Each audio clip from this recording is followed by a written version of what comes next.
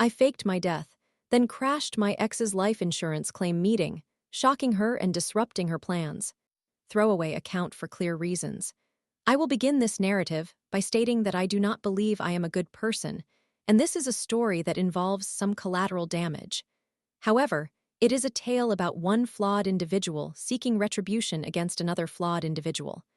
Background: I am now 34 years old and was raised by a single mother since my father passed away when I was young. I had multiple male role models in my older brothers, and he left behind a substantial life insurance policy, so my upbringing was relatively good. Nonetheless, I was never particularly social, and from my early teenage years, I spent an excessive amount of time in front of my computer. This habit intensified in college, resulting in me dedicating approximately 80% of my time to gaming, work, reading, or otherwise engaging with screens. Consequently, I was not very appealing and was quite overweight by the age of 20. Due to this, I never really ventured into dating, not losing my virginity until I met my former fiancé. Additionally, I was raised in a very religious environment, as my mother became quite devout after my father's death, leading me to believe it was unwise to explore romantically. The only positive aspect was that I became somewhat skilled in various programming languages, which I further developed in college. While I wouldn't classify myself as an exceptional IT professional or coder, with a bit of coding knowledge and a great deal of creativity, it's possible to establish residual income streams, and I managed to secure a decent job in IT that allowed me to work from home 3 days a week. At the age of 24, despite still being overweight and socially isolated, I met a woman through my mother's Bible study, who would eventually become my ex-fiancé. We connected and started dating. She had a 2-year-old son at the time, and they quickly became the center of my world. It didn't take long for our relationship to become physical. All those years of pretending I was saving myself vanished when I finally had the opportunity to lose it. Honestly, she helped me break out of my shell, and I became more sociable within a few months. I even stepped into a fatherly role for her son, and 6 months into our relationship, she became pregnant. Given my religious upbringing, I immediately proposed because I wanted to marry before the baby arrived. Then she revealed a shocking piece of information: she was still legally married to a man in prison. I was not overly concerned since she spoke frequently of her troubled past, and I figured I would be the one to rescue her from it, so I accepted it as part of the package. She started the divorce process soon after, and we planned to marry once that was finalized. I felt elated after the baby was born and believed I had truly established my place in the world. I even began to lose weight and reduced my screen time significantly. She was always kind to me, and I thought we communicated openly. How wrong I was. There were several warning signs that I naively ignored. 1. She mentioned early on that her motivation for attending my church was her probation status and ongoing court cases, believing it would aid her case. 2. Even though I earned a comfortable 6-figure income from my main IT job and side projects, she insisted on retaining her part-time job while my mother helped care for the children. 3. She had an excessive number of contacts. What suburban mother with a secretarial position has 200 contacts on her phone? 4. We kept postponing our wedding due to sick relatives or other reasons, though she did finalize the divorce from her incarcerated husband. Then something occurred that broke the spell she had over me. She became pregnant a second time, this time with twins. We had only been together for about 4 years, and now we were preparing to have 4 children, 2 more than I ever anticipated. She claimed she was on birth control at the time, so we weren't using condoms. After the twins were born, I started consulting my doctor about a vasectomy, and my ex-fiancé supported it. I wanted to freeze some sperm before the procedure, since we might completely change our minds in 5 years. I attended the initial consultation, and the doctor informed me that my sperm count was low and that most were immobile, but this could potentially be a temporary issue. I was advised to adopt a healthier diet and return for further examination. However, when I returned for my second appointment and faced the same diagnosis, the doctor began some investigations, but you can guess where this is heading. The doctor indicated that I was likely infertile, which later proved to be inaccurate, as I now have a child I know is biologically mine, but this revelation triggered subsequent events. I mentioned I had 3 biological children, and the doctor's reaction appeared anxious. However, I was in a state of shock and could not fully process what he was saying. I think I left the office before completing the appointment. Instead of getting into my car, I simply walked until it was dark and eventually called an Uber home. My fiancé was worried and already asleep, and I lied to her about my car breaking down, my phone dying, and being at the mechanic's late without notifying her. I fell asleep and woke the next day, immediately researching similar experiences and concocting false hope. The first article I read discussed how fertility assessments are often inaccurate, and I should definitely get a retest. I was convinced this would prove the doctor wrong, but when the results came back, I discovered within a week that the children were not mine. The first person I confided in was my mother. I went to her house and cried for the first time as an adult. She comforted me, then shared a story I was never meant to learn. Essentially, I am the result of an affair myself, and my father died from a drug overdose after discovering this truth. I cannot fathom why my mother thought this would comfort me. It only distorted my view of women for a time. Afterward, she insisted I man up and honor my commitment to the children, stating, "I am the only father those kids have ever known." Until this moment, I had always been compliant, yet I truly considered her words for about 24 hours before completely losing it. I called my fiancée and told her I needed to stay at my mother's due to a family matter. She offered to prepare dinner, which I declined.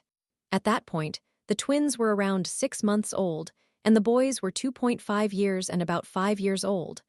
I won't pretend I felt nothing for these children, but it was difficult to face them, and I was prepared to cease being their father.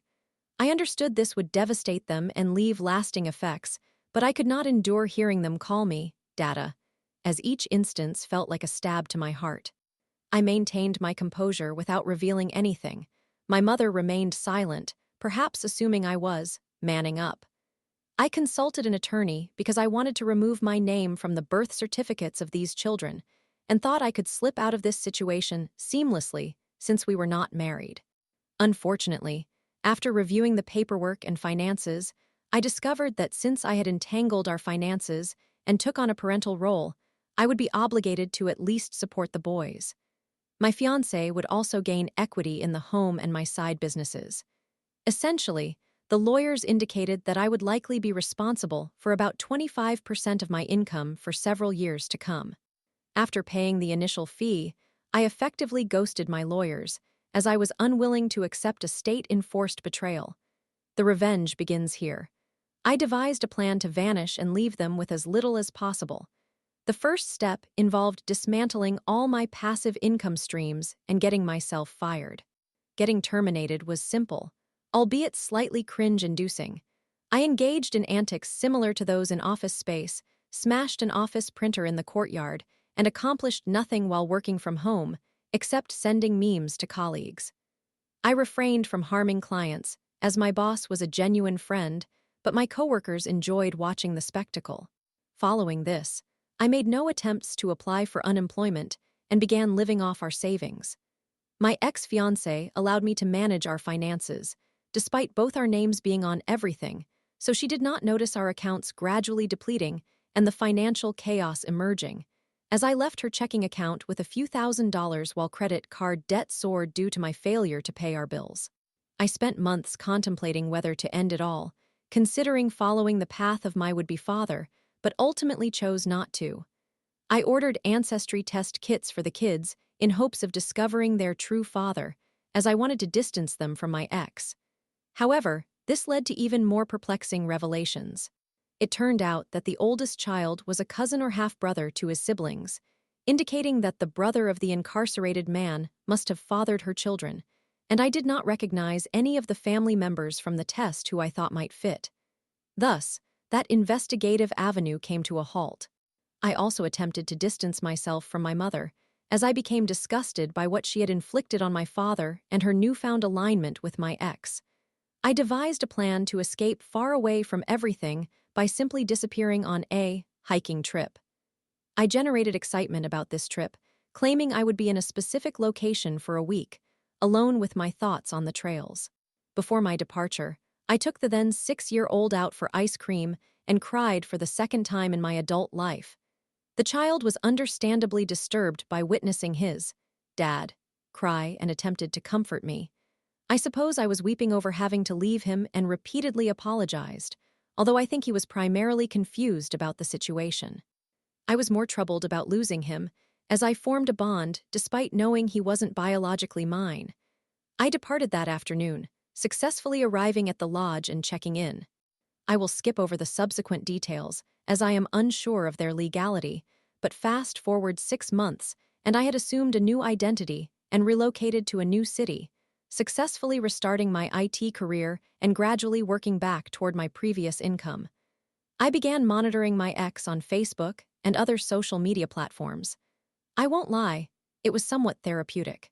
The chaos they experienced while trying to access accounts must have been overwhelming, and she discovered that our previously secure finances were not so secure after all. Soliciting money on Facebook is incredibly low class. I won't delve into the legal aspects, but many people sought me out, and I contemplated informing the authorities of my well-being. However, I chose not to, which ultimately led to a hefty fine, but it was worth it. I dedicated time to self-improvement and got into excellent physical shape. I abandoned my religious beliefs and descended into a hedonistic lifestyle. I became unrecognizable. I continued to observe my ex for about a year until I learned she was dating someone new and quickly became pregnant again. My mother remained involved in her life, caring for my presumed children, while she engaged in who knows what. Then, on the 1-year anniversary of my departure, she posted a memorial page for me. This prompted me to decide that my quest for revenge was not quite complete, and I resolved to call my brother to inform him I was alive. My brother and I had drifted apart over the last decade, but he remains family and was always there for me in my youth. I explained my actions, and we reconnected while I asked him not to disclose my whereabouts yet, to which he agreed. However, he informed me about my mother and my ex-fiancé suing my insurance company to collect on my life insurance policy. Somehow, she had managed to maintain the policy despite its substantial cost. The payout would be significant, 7 figures, and she would also receive the premiums she had paid since my alleged death if successful. I am not the kind of person who would stoop to defrauding an insurance company, so I began devising my plan. I drove 1,000 miles to my former city upon hearing about her upcoming hearing, listening to Highway to Hell for half the journey. I arrived at court early and took a seat. By this time, I had grown a beard, lost 60 pounds, and generally looked fit. I looked so different that my fiancé and mother passed by me in court without recognition. I had anticipated they would meet in a large courtroom, and I planned to burst in and yell something ridiculous about objecting. However, they ended up in a small room with a few lawyers from the insurance company, so I decided to knock on the door repeatedly until they opened it.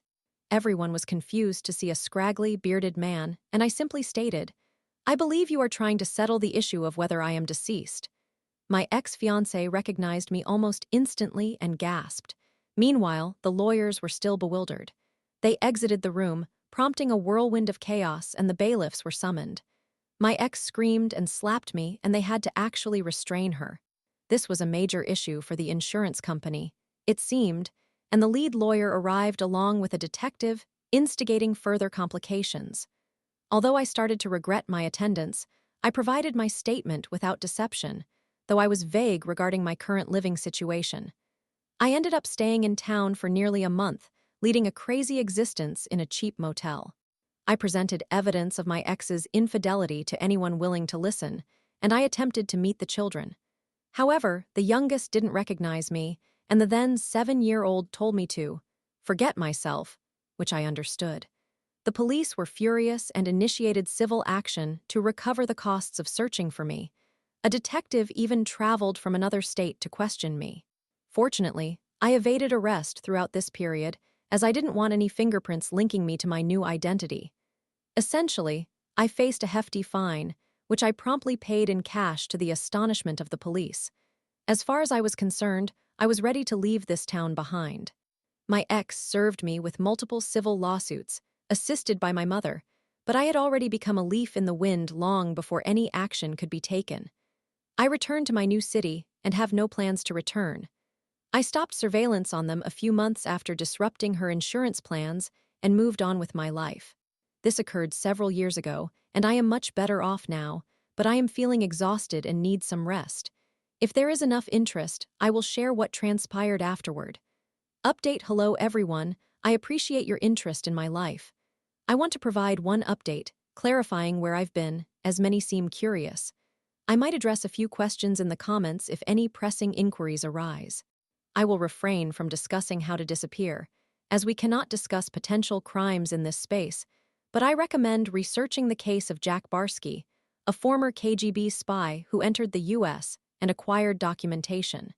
Millions of undocumented immigrants undertake this to secure employment in the U.S. as well.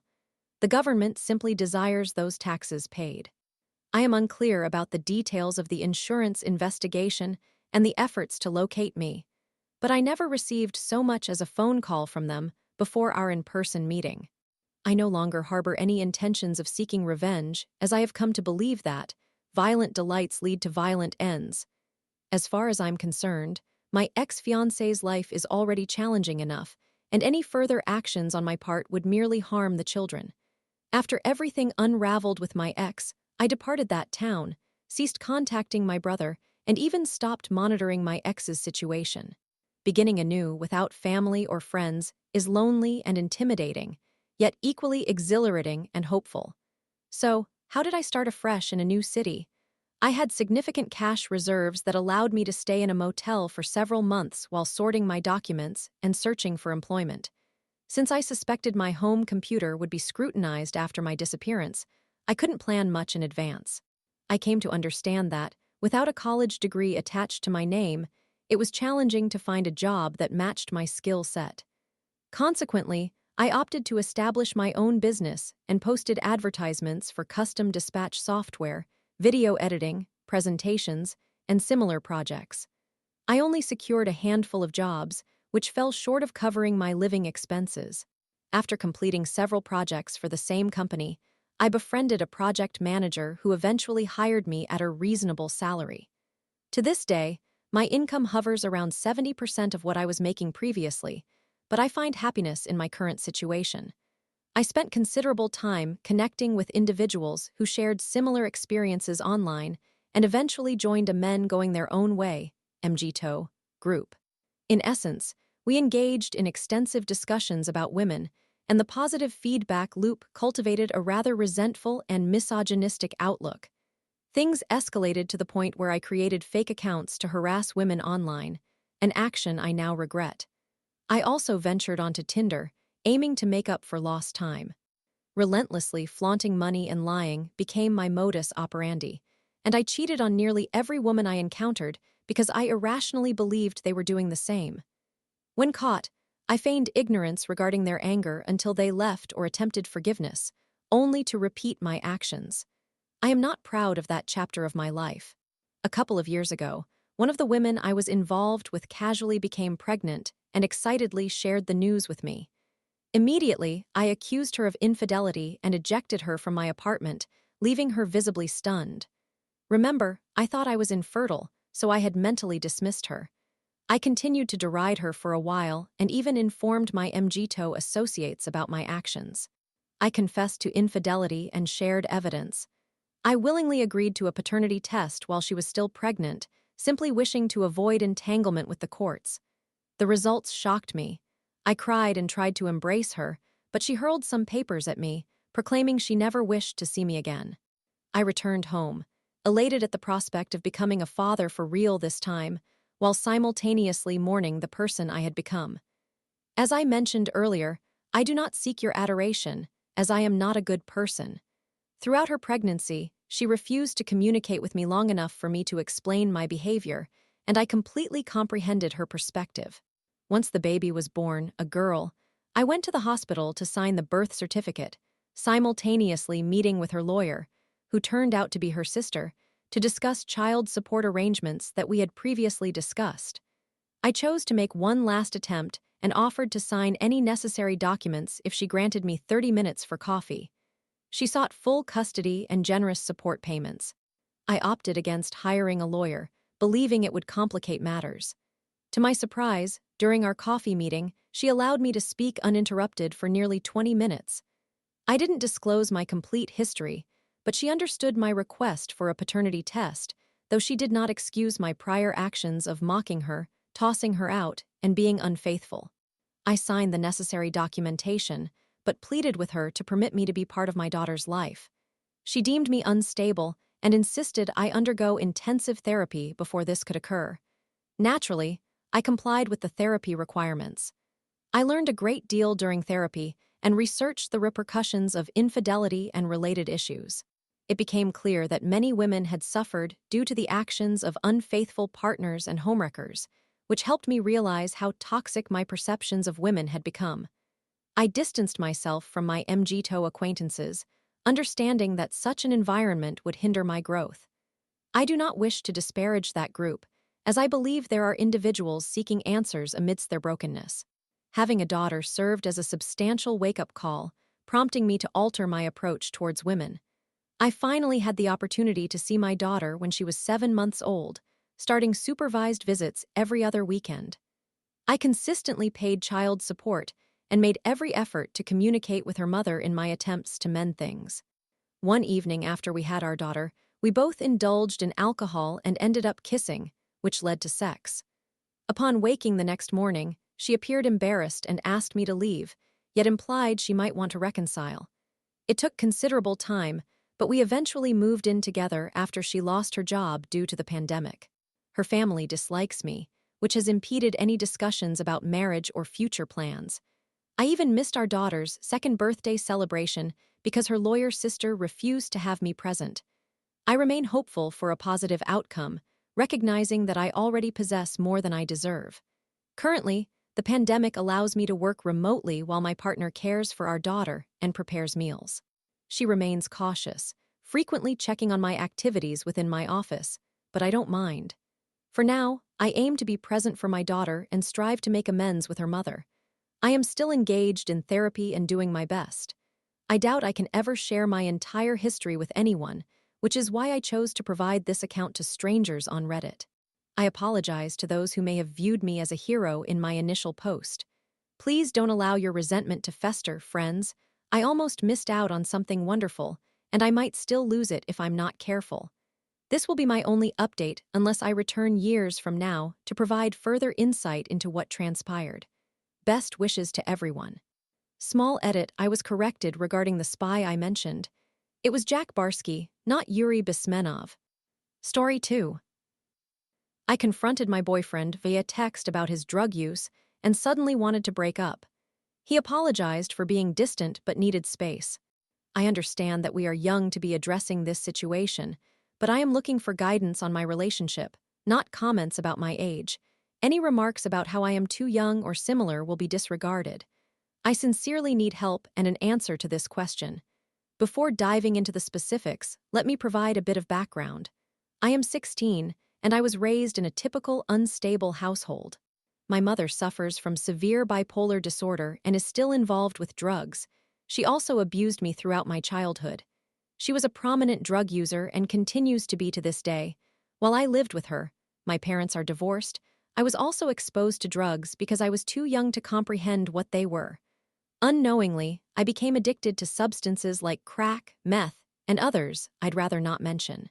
It wasn't until I was 15 that I managed to persuade myself to leave her home for my father's. I've been living with my father for approximately a year and a half now and have been clean from all substances except for cannabis, which I use for medical reasons related to previous injuries and a chronic back condition. I met my boyfriend, who is 15, about a year and a half ago when I moved in with my father, and a few months later, I realized I was in love with him.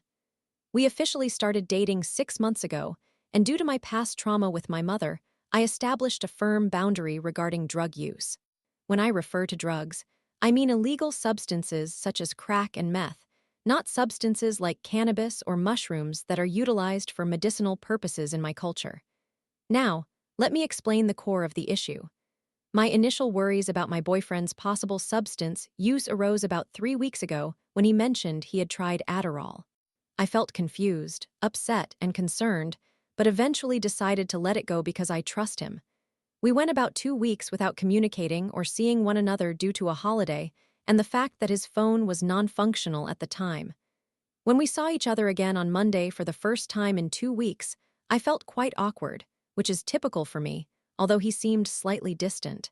The significant concern arose from my boyfriend's best friend, who is also 15, and has been dating my best friend, who is 15, for about 2 months. Earlier that day, he approached my best friend and me, since my boyfriend has dropped out of high school to take his GED, and shared some very troubling information about my boyfriend and me. I prefer not to delve into the specifics of what was said, but I ended up feeling concerned that I was falling for someone with substance issues, which I cannot tolerate due to my past PTSD-induced experiences.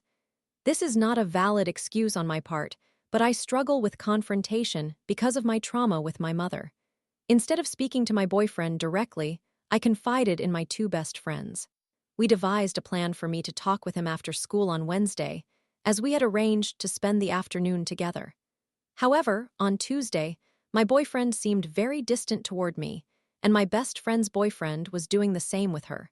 This upset me greatly because I felt uncertain about what I had done that warranted this behavior, coupled with my anxiety over my boyfriend potentially being involved in substance use.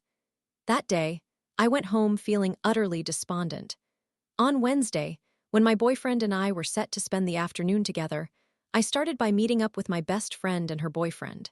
Unfortunately, he and my boyfriend spent most of our time together, essentially leaving us out, which upset me deeply, especially since my boyfriend was the one who arranged for us to spend time together. I canceled my plans to hang out with him, and it felt unfair to be ignored. Once again, instead of addressing my boyfriend like an adult, I felt frustrated, prompting my best friend and me to leave rather than endure the situation with the boys who were clearly ignoring us. Here is where I made a significant mistake. On my way home with my best friend, I sent my boyfriend a text stating that I wanted to end our relationship. I thought this decision might alleviate my feelings about our situation, but it didn't, and I deeply regret it. My regret intensified when I noticed that my boyfriend appeared indifferent to my message about breaking up, which hurt me immensely. I eventually expressed my pain, discussing how I had heard he was involved in questionable activities and how his lack of communication distressed me. I also conveyed my frustration at feeling like I was invisible to him, as he did not acknowledge my presence that day. He clarified what had truly occurred, explaining that his best friend had misrepresented the situation. It became clear to me that I wasn't in a relationship with someone involved in substance issues. He explained he did not intend to be distant. He was just preoccupied with studying for the upcoming GED. He also mentioned he did not approach me that day because he thought I was avoiding him. This realization made me understand how wrong I had been for not communicating with him. Later that evening, I sent him a message apologizing for my behavior and explained my thought process behind my earlier actions. I sincerely expressed my desire for us to stay together. He informed me that he needed space, which I completely understood due to my significant mistakes. I was surprised that he was still willing to grant me any consideration. However, this posed a greater challenge for me admittedly. I find it selfish, but I despise having space. I hate the uncertainty about what he wants from me, not being able to communicate with him, and worrying that he isn't thinking about our situation as much as I am. Though I know it's selfish, I genuinely detest it. Yesterday, I respected his request for space, hoping to make this work. However, my best friend's boyfriend was also being distant with her, which was troubling. To prevent becoming ensnared in a scenario like mine, my best friend texted him to ask what was happening. She expressed that she felt he had been distant and that she valued their relationship highly enough not to let it suffer. His response was to ask for space.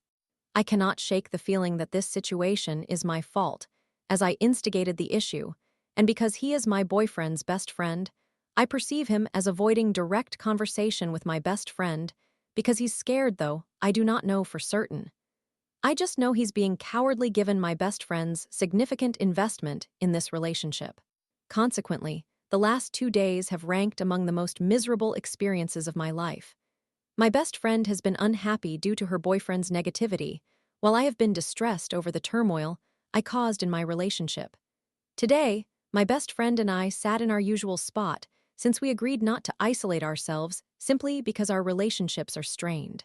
The usual crowd met back there, but my friend and I moved behind the bleachers for a moment to smoke since we decided it wasn't a sober day. To my surprise, my boyfriend waved to us, which confused and surprised me as he had stated he wanted space.